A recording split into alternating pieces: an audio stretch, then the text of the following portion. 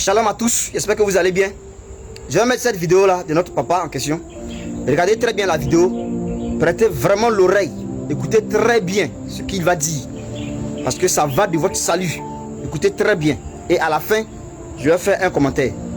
Donc, regardons la vidéo. Le Seigneur t'appelle à rejoindre sa bergerie. Bien-aimé, c'est une trompette qui sonne. Bien-aimé, écoute-moi très bien, c'est une trompette qui sonne. Et c'est la dernière trompette avant l'enlèvement.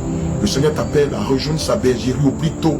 Bien-aimé, si tu as des doutes, applique Matthieu 6. Rentre dans ta chambre, mets-toi en genoux et prie. Le Seigneur te confirmera. Tout ce qui est en train de se passer depuis un moment, depuis quelques années, prépare-toi à rejoindre la bergerie. Et ne résiste pas à l'appel. Parce qu'après, tu risques d'être comme ceux-là qui sont restés en Israël, ceux-là qui sont restés en Égypte, ceux-là qui se sont moqués de l'autre, ceux-là qui se sont méprisés comme méprisé Noé.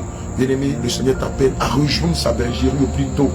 Que tu sois de couleur noire, que tu sois de couleur blanche, que tu sois de couleur jaune, que tu sois de couleur rouge. Le Saint-Esprit t'appelle à rejoindre sa bergerie. Hâte-toi de le faire, car les temps sont finis. Et dans peu de temps, la porte de l'enlèvement sera fermée. Rappelle-toi, selon ce qu'il est écrit dans le livre d'Ézéchiel 7, versets 19 à 22. Rappelle-toi que plusieurs ont méprisé l'appel. Et la Bible dit que leur or et leur argent sont devenus pour eux un objet de preuve. Bien-aimé, ton or et ton argent, c'est l'incrédulité. C'est le doute, c'est la mondanité, c'est le scepticisme, c'est la réaction des proches de Lot lorsque Lot était allé leur dire que le même jour, Sodome et Gomorrhe allaient être détruits. La Bible dit que ses proches pensaient qu'il plaisantait. Ses proches pensaient qu'il plaisantait. Bien-aimé, nous ne sommes pas en train de plaisanter. Si tu as des doutes, si tu as une once de doute, réfléchis, je vous prie. Assurément, le Saint-Esprit qui connaît ceux qui sont de lui se révélera à toi. Mais dépêche-toi de rejoindre la bergerie. Que le Seigneur te bénisse. Ok, tu as regardé la vidéo, non? Le Seigneur t'appelle dans sa bergerie. Toi qui m'as regardé jusqu'à cette heure, tu suis beaucoup mes vidéos. Aujourd'hui là, c'est un appel que je lance. Le Seigneur Jésus t'appelle dans sa bergerie. Il faut venir, on va aller au ciel. Si tu ne crois pas, comme il a dit dans la vidéo, si tu ne crois pas, va, fléchis genoux devant le Seigneur. Prends les moments de jeûne et prière. Demande au Seigneur Jésus ce qu'ils disent là, est-ce que c'est vrai?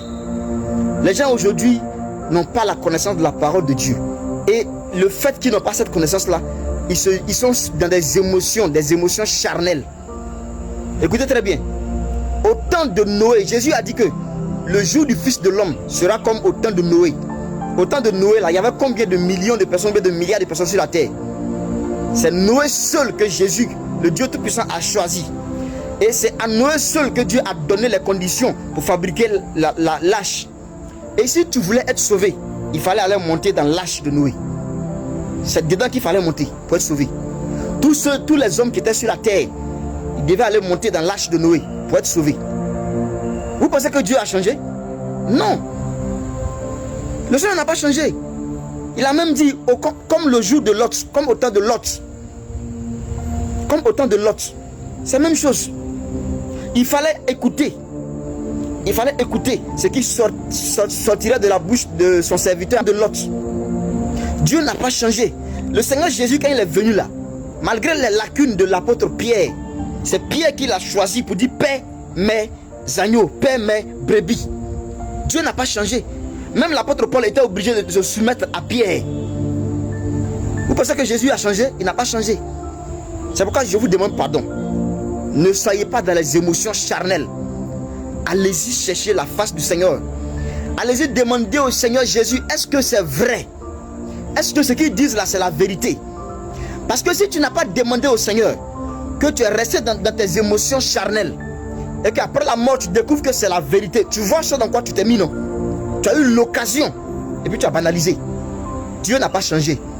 Toutes les fois où le Seigneur a travaillé depuis Genèse jusqu'à Apocalypse, il choisissait un, et il faisait venir tous les autres vers lui. Quand l'apôtre Paul a rencontré le Seigneur sur la route de Damas, Jésus lui a dit, va dans la ville, on te dira ce que tu dois faire. Pourquoi Jésus n'a pas dit à Paul, automatiquement, va faire ministère, va commencer à prêcher? Et puis il a dit, va dans la ville, tu vas trouver des gens dans la ville qui vont te dire ce que tu dois faire. Parce que Jésus respecte l'hiérarchie. Il a déjà choisi quelqu'un là-bas, qui était Pierre, et les autres qui devaient enseigner Paul et lui montrer ce qu'il devait faire. Allez-y chercher la face du Seigneur. Ne venez pas raisonner ici. Allez-y chercher la face du Seigneur. Jeûnez et priez pour que Dieu vous parle. Parce que c'est votre salut. Si vous vous amusez avec ça, un jour vous allez le regretter amèrement. Que Dieu vous bénisse abondamment et shalom à vous. Partagez la vidéo pour que ça puisse aussi aider nos autres frères. Shalom à vous, que Dieu vous bénisse.